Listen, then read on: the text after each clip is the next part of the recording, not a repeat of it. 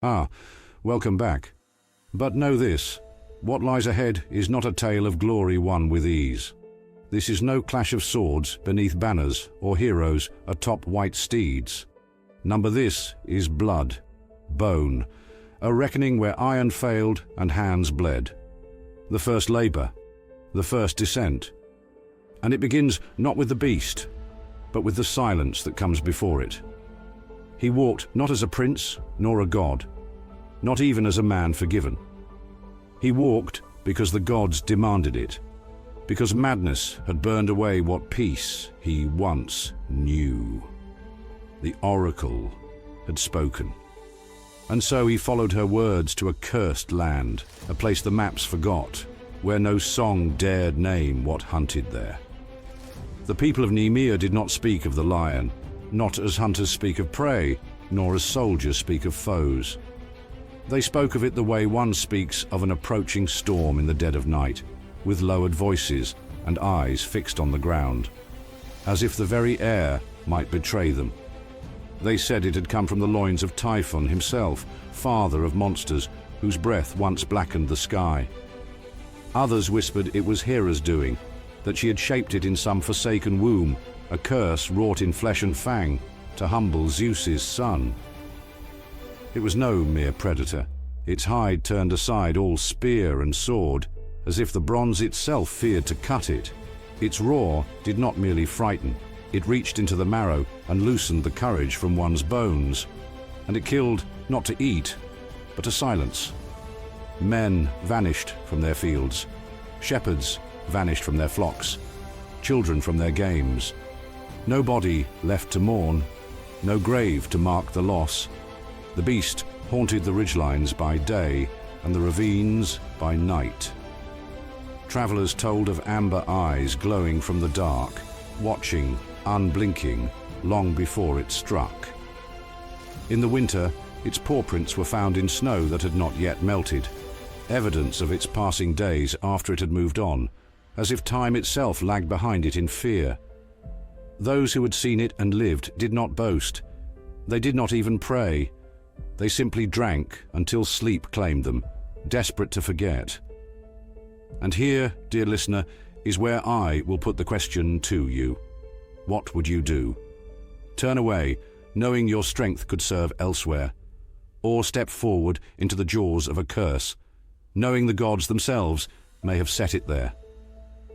Hercules had no such luxury of choice.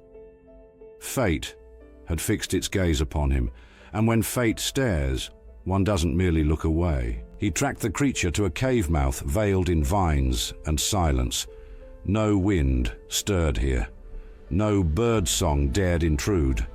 The air was heavy, like a breath held too long. He drew no sword. He knew it would do nothing.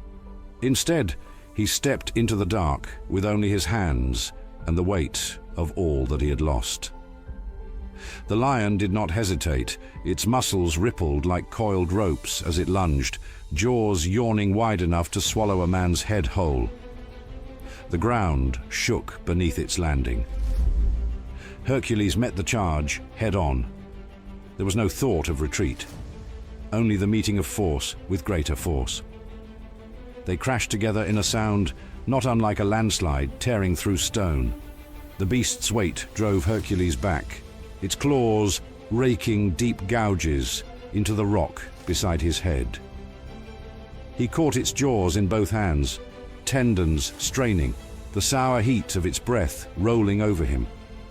The hide, as the whispers had promised, turned his blade aside as if it were no more than a reed. Iron was useless. In this moment, only flesh upon flesh would be the task.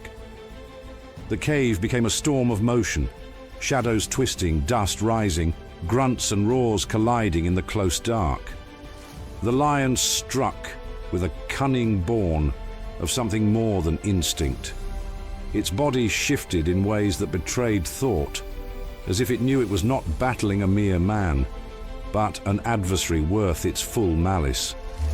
Twice it nearly pinned him, claws scissoring for his throat. Twice he threw it off, ribs aching from the blows. And yet Here is the truth, listener. This was not rage driving him now. Rage burns quick and bright, but Hercules fought with something slower, heavier. A silence that had lived inside him since the night madness took his family. Each grip of the lion's mane, each tightening of his hands around its throat, was an act not of vengeance, but of grim necessity. He pressed harder. The lion thrashed, claws raking furrows into his arms and shoulders. Its roars choked, faltered, faded, until at last silence reclaimed the cave. When the echoes fell silent, Hercules stood alone in the dark, chest heaving, the taste of dust and sweat on his tongue. The lion's body lay sprawled like a fallen hill, its golden fur shimmering faintly in the torchlight. Even in death, it seemed too large, too real to belong to the mortal world. But death was only half the victory. Its hide was still inviolate, an armor the gods themselves might envy. No knife could pierce it, no arrow would sink. Hercules tested the edge of his blade against it, and it merely glanced away. So he did what none had dared. Kneeling beside the beast, he took one of its claws, a sickle of nature's perfect design, and began to cut. The work was slow, the air heavy with the scent of blood and earth, but the claw slid where metal failed. Piece by piece he peeled away the hide, not as a trophy, but as a necessity. When he was done, he draped it over his shoulders. It was heavy, not just in weight, but in what it meant. This was no mere pelt. This was proof. Proof that he had faced the impossible and lived. The head of the lion became his hood, its eyes now hollow, yet still seeming to glare at the world ahead. And tell me, listener, what is a man who wears the skin of a god-touched beast? A hero? A warning? Or perhaps something the gods themselves should learn to fear? The road back to Tiryns was long, but Hercules did not hurry. The pelt was draped over his shoulders, its weight pressing into him like a second skin, and the lion's head hooding his own. Each step was measured, deliberate, not the march of a man returning in triumph, but of one carrying a burden only he could bear. When at last the pale walls of Tiryns rose against the horizon, word of his coming spread like wind through dry grass. Farmers left their fields. Merchants paused mid-trade. Even soldiers lowered their spears to watch the figure approach. Some whispered his name. Others dared not speak at all. In the high court, King Eurystheus sat upon his throne of polished stone, its cold grandeur unable to hide the tremor in his fingers. When Hercules entered, the air itself seemed to grow heavier. Without a word, he stepped forward to the lion's pelt, catching the light in a shimmer like the dusk of a dying sun. Eurystheus's eyes darted to the beast's hollow gaze, then back to the man who wore it. His mouth moved, but no words came. Behind the mask of the lion's head, Hercules said nothing. There was no need. The truth was written in the silence, in the raw, tangible proof draped over his shoulders. The court, those brave enough to look upon him, felt it too. This was not a hero parading spoils. This was a man returned from the edge of myth, carrying the memory of something too great to be measured in applause. Eurystheus swallowed hard, shifted in his seat, and finally dismissed him with a wave, though his hand trembled as if in the presence of something divine or dangerous. Do you feel that, listener? That stillness after storm, that breath caught between what was and what must be.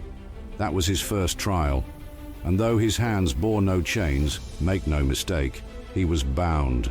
12 labors, 1 down, 11 to go. There was no rest, no feast, no crown of laurel leaves, just the road. And somewhere at its end, a measure of redemption. And so ends this chapter of Hercules' tale. When next we meet, he will face a terror of venom and scale, a hydra whose heads multiply with every blade drawn against it. So long for now, And until our paths cross again in the realm of myths and legends, remember to stay curious, stay inspired, keep exploring, and may your journey be as enriching as the timeless tale of Hercules.